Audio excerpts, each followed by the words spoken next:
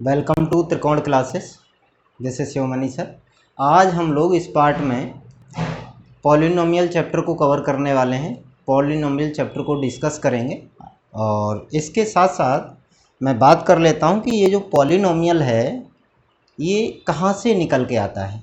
ठीक है, पॉलिनोमियल की अगर बात करो तो ये पॉलिनोमियल कहां से आता है और ये कैसे बना है, इन सब चीज़ों पे बात करूँगा। ठीक है, और बाकी का आप लोग देख रहे हैं कि जो बच्चे वास्तव में मेहनती हैं और बहुत अच्छे से तैयारी करना चाहते हैं, फुल मार्क्स की जो तैयारी कर रहे हैं, मेहनती बच्चे हैं, तो ऐसे बच्चे हमारा ये जो ऐप है इसको डाउनलोड कर सकते हैं। ठीक है, डाउनलोड करके हमारे साथ जुड़ सकते हैं और उनकी पूरी मदद की जाती है। सभी टाइप का गाइडेंस वगैरह सारी चीज़ें यहाँ पे प्रोवाइड की जाती हैं। ठीक है, चलिए नेक्स्ट बात करते हैं कि अगर कोई प्रॉब्लम आ रही है आप लोगों को, ऐप को डाउनलोड करने के बाद कोई प्रॉब्लम आती है तो हमारे हेल्प डेस्क नंबर पे आप बात कर सकते हैं, यहाँ से आपको रिजोल्यूशन मिल जाएगा। चलिए, तो ये हमारा जो टॉपिक है एल्जेब्रिक एक्सप्रेशन। ठीक है, एल्जेब्रिक एक्सप्रेशन। तो सबसे पहले जैसे हम बात करते हैं कि एल्जेब्रा में जो कौन कौन सी चीज़ें प्रयोग करनी है, आपको पॉलिनोमियल के अंदर जो पढ़ाया जाता है ये पॉलिनोमियल है क्या। ठीक है, तो सबसे पहले हम लोग बात कर लेते हैं एल्जेब्रिक एक्सप्रेशन की। ठीक है, तो एल्जेब्रिक एक्सप्रेशन क्या है? एन एल्जेब्रिक एक्सप्रेशन, डेफिनेशन देख लीजिएगा आप लोग। ठीक है, मैं आपको इस पर बता देता हूँ। An algebraic expression is a combination of constants and variables with 4 fundamental operations.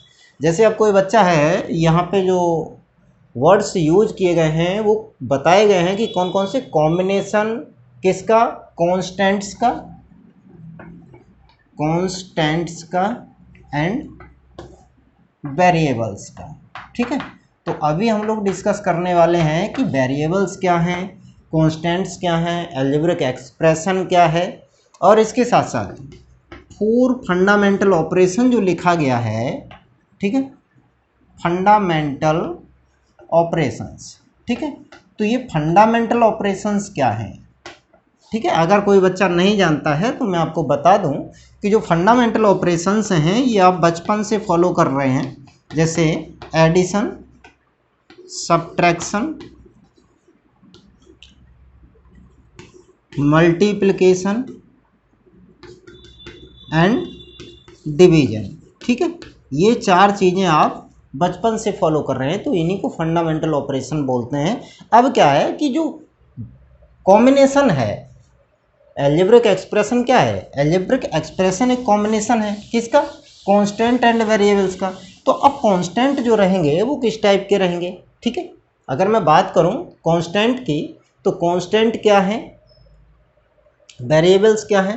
तो देखो, कांस्टेंट्स जो रहेंगे अपने वो 2 टाइप के होते हैं। ठीक है,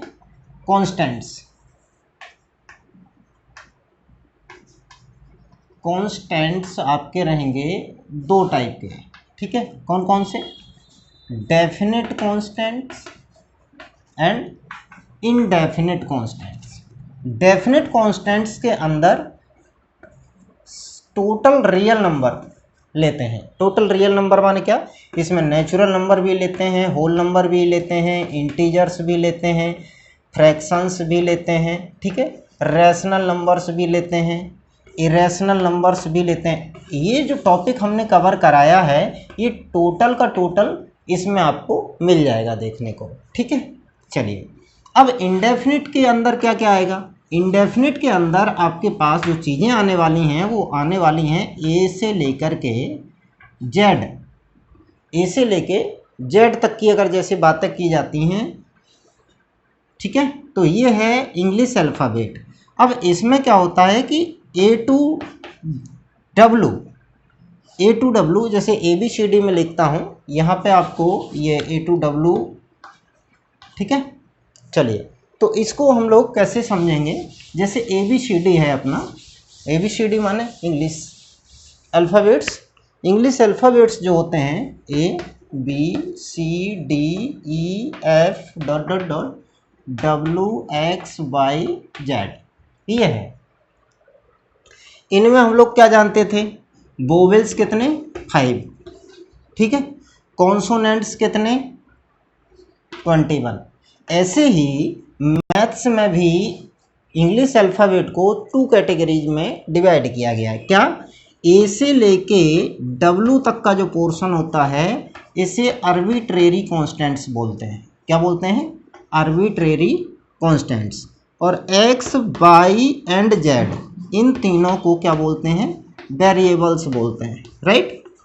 इनको क्या बोलेंगे, वेरिएबल्स बोलते हैं, ठीक है। इस बात को आप लोग समझ पाए होंगे आसानी से, ठीक है। इसी के क्रम में हम लोग आगे बढ़ते हैं, कांस्टेंट्स की बात करते हैं। तो कांस्टेंट में हमने आपको क्या बताया है कि कांस्टेंट जो हैं वो डेफिनेट या इनडेफिनेट हो सकते हैं। तो डेफिनेट हो सकते हैं या इनडेफिनेट हो सकते हैं। डेफिनेट कांस्टेंट में क्या होता है, टोटल का टोटल रियल नंबर आ जाता है, और रियल नंबर के अंदर जैसे natural number, whole number, integer, even, prime, twin वगैरह वगैरह, ये सारी चीज़ें आप लोग ले सकते हैं, ठीक है। नेक्स्ट टॉपिक की हम लोग बात करते हैं।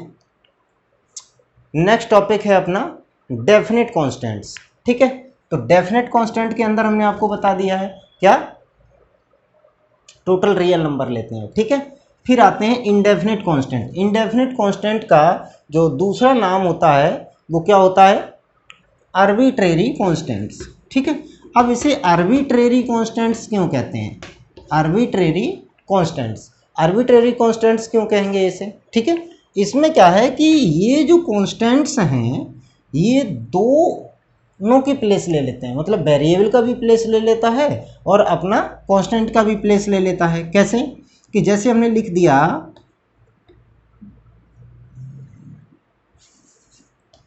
X square plus 5x plus 6 equal to 0। ये देखो, ये आपके पास में पॉलिनोमियल है, क्वाड्रेटिक पॉलिनोमियल है, और इसके अंदर अगर मैं इसको ऐसे लिख दूं ए स्क्वायर प्लस 5a प्लस 6, तो यहाँ पर क्या हुआ कि x का प्लेस a ने ले लिया है, मतलब कांस्टेंट ने वेरिएबल का प्लेस ले लिया है, ठीक है। और अगर कुछ इस टाइप से मिल जाए, एक्स स्क्वायर जैसे इसमें दिया गया है, और कुछ डायरेक्ट ही इस टाइप से होता है कि a x square plus b x plus c, ये यहाँ पे आप अगर बात करेंगे तो एक्स स्क्वायर का कोफिशिएंट ए हो गया, एक्स का कोफिशिएंट बी हो गया, और ये कांस्टेंट टर्म हो गया। तो यहाँ पे ए बी सी अपने कांस्टेंट की पोजीशन पर बैठे हैं, और यहाँ पे ए ने क्या किया हुआ है कि इसने वेरिएबल का प्लेस ले लिया है। तो हम लोग क्या कहेंगे कि जो आर्बिट्रेरी कांस्टेंट्स होते हैं उन्हें ए से लेके डब्ल्यू तक के लेटर्स में हम लोग जितनी भी चीज़ें आती हैं इन सबको आर्बिट्रेरी कांस्टेंट्स बोलते हैं। और ये क्यों, क्योंकि ये दोनों के प्लेस ले लेते हैं, ये वेरिएबल के प्लेस पर भी बैठ जाते हैं और कांस्टेंट के प्लेस पर भी बैठ जाते हैं। इस बात को समझ पाए। अब क्या है कि यहाँ पे एक छोटा सा डिफरेंस देखने को मिलेगा कांस्टेंट एंड कोफिशिएंट में, ये चीज़ समझिए। जैसे क्वेश्चन कोई कर दे, what is the difference between constants and coefficient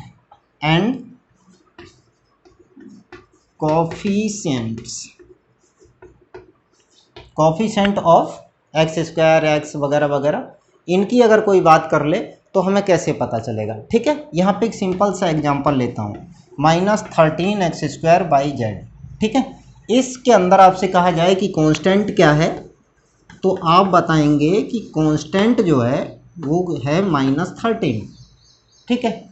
अगर आपसे कहा जाए x² का कोफिशिएंट, ठीक है, कोफिशिएंट ऑफ x², क्या बोलेंगे, कोफिशिएंट ऑफ x² क्या है, तो x² को छोड़ दो, बाकी का जितना -13 बाई जेड। इसका मतलब क्या हुआ कि कोफिशिएंट के अंदर हम लोग वेरिएबल्स को भी काउंट कर लेते हैं, ठीक है। जरूरी नहीं कि वो कांस्टेंट ही रहे, कोफिशिएंट के अंदर हम वेरिएबल को भी काउंट कर लेते हैं। ऐसे ही आपसे कहा जाए y का, तो y का कोफिशिएंट क्या रहेगा, -13x² जेड, और z का कोफिशिएंट क्या रहेगा, -13x² वाई। इस बात को समझ गए। तो कोफिशिएंट और कांस्टेंट में ये मेजर डिफरेंस है। और अब हम लोग नेक्स्ट पार्ट जो हमारा आने वाला है वो हमारा पॉलिनोमियल के ऊपर आ जाएगा।